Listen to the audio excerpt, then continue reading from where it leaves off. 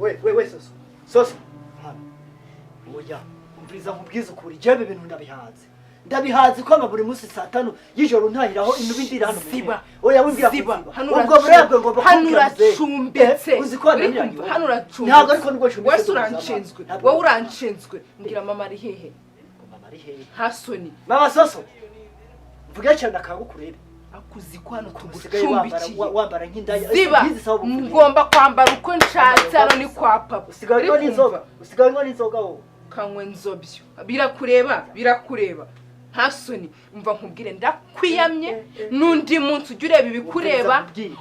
ibikureba hano uracumbitse uri kubibwira muze hano uracumbitse ariko ntabwo ndumuzama kandi runo rugo ndufitemo ijambo ijana kuri ndi utangiye kwigira inda wasohoka mukagenda uri kumva